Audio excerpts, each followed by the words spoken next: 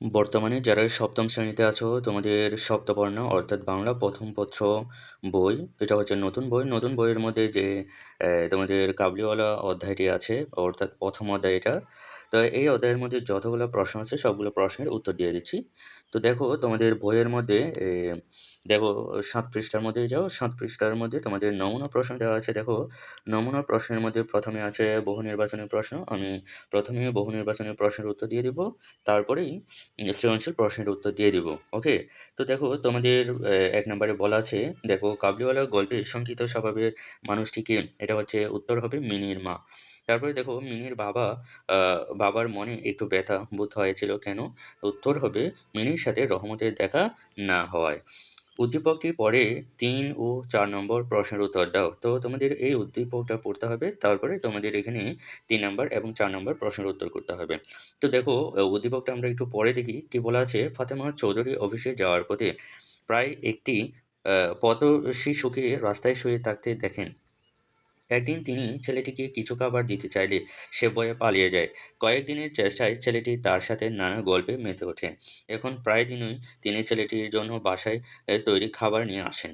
কখনো তার দেখা না পেলে খুব চিন্তিত হয়ে ওঠেন। তাইলে এখানে ৩ নাম্বার এবং ৪ নাম্বার প্রশ্নের উত্তর দিতে হবে আমাদের। উদ্দীপকে ফাতেমা চৌধুরীর সাথে কাবুলিওয়ালা গল্পের আ কোন চরিত্রের মিল আছে? তো দেখো এটার উত্তর হবে রহমত। ওকে?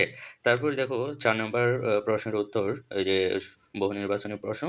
উদ্দীপকে কাবুলিওয়ালা গল্পের যে দিকটি ফুটে উঠেছে তা হলো, তাইলে এখানে রোমান সংখ্যা দেওয়া আছে। রোমান সংখ্যা ১ এর মধ্যে বলা আছে সন্তান, বাৎসল্য, তারপরে ২ এর মধ্যে বলা আছে সহমর্মিতা, ৩ এর মধ্যে বলা আছে সহযোগিতা। তাইলে উত্তর হবে ক। ওকে? এই যে রোমান সংখ্যা ১ ও ২ সঠিক। তার মানে এখানে সন্তান, বাৎসল্য এটা সঠিক। তারপরে সহমর্মিতা এটা কিন্তু সঠিক। ওকে? তারপরে দেখো সৃজনশীল প্রশ্নের উত্তর দিয়ে দিব। তোমাদের প্রত্যেকটা সৃজনশীলের মধ্যে একটা উদ্দীপক দেওয়া থাকবে। তাই এখানে কিন্তু ২ টা উদ্দীপক দেওয়া আছে, ২ টা আ ঘটনা দেওয়া আছে আরকি। তো অসুবিধা নেই। তোমাদের দেখো আমি প্রশ্নের উত্তরগুলো দিয়ে দিচ্ছি। ১ম এ প্রশ্নের মধ্যে কি বলা আছে দেখো, কাবুলিওয়ালার মলিন কাগজটিতে কি ছিল? তাইলে উত্তর হবে কাবুলিওয়ালার মলিন উম কাগজটিতে ছিল তার মেয়ের ছোট্ট হাতের ছাপ। ওকে? তারপর দেখো অ ২ এর মধ্যে, এই যে দেখো ২ এর মধ্যে কি বলা আছে, অর্থাৎ খ তে কি বলা আছে দেখো, "আমি তোর সওদা করিতে আসি না।" কথাটি বুঝিয়ে লিখো। তাহলে উত্তর হবে এই যে মিনির প্রতি সন্তান বাৎসল্যের কারণে কাবুলিওয়ালার বারবার গল্পকথকদের বাড়ি আসার বিষয়টি বোঝাতে প্রশ্নোক্ত কথাটি বলেছে। তাইলে আ দেখো কাবুলিওয়ালা গল্পে রহমত প্রতি বছর কলকাতায় মেওয়া বেচতে আসেন। তার বাড়িতেও গল্পকথকের মেয়ের মিনির মতো এক মেয়ে আছে। ফলে মিনির মধ্যে সে নিজের মেয়ের ছায়া দেখতে পায়। এজন্য স্নেহের টানে রহমত বারবার মিনিকে দেখতে আসেন। এ সময় সে মিনির জন্য আঙ্গুর, কিশমিশ, বাদাম প্রভৃতি নিয়ে আসে। তার এখানে আসা যে কেবল স্নেহের টানেই, সেটি বোঝাতে রহমত প্রশ্নোক্ত উক্তিটি করেন। তাইলে এটা গেল খ এর উত্তর। তারপরে প্রশ্ন গ তে কি বলা আছে দেখো, এই যে উদ্দীপক ১ অংশে কাবুলিওয়ালা গল্পে কোন দিকটি প্রকাশ পেয়েছে ব্যাখ্যা করো। তাইলে গ এর উত্তর হবে দেখো এখান থেকে এটুকু পর্যন্ত। ওকে? এখান থেকে এটুকু পর্যন্ত। এই যে উত্তর থেকে শুরু করে হয়েছে পর্যন্ত এটা হচ্ছে গ এর উত্তর। তো আমি সম্পূর্ণ পড়ে শোনাচ্ছি না, কারণ এখানে তোমাদের লেখা যেহেতু বেশি, তাইলে তোমাদের সময় নষ্ট হবে। সেজন্য আমি সবগুলো বলতেছি না। শুধু মেইন পয়েন্ট, মেইন টপিকটা বলে দিচ্ছি যে কোত্থেকে কি লিখবা এবং আ গ তে কতটুকু লিখতে হবে, কিভাবে লিখতে হবে সেটাই বলে দিচ্ছি। তো এখান থেকে এটুকু পর্যন্ত এটা হচ্ছে গ এর উত্তর। ওকে?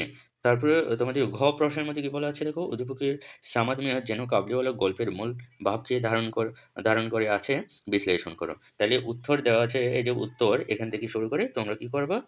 এই যে এটুকু পর্যন্ত লিখবা। উক্তিটি যথার্থ। এই যে দেখো এখান থেকে এটুকু পর্যন্ত।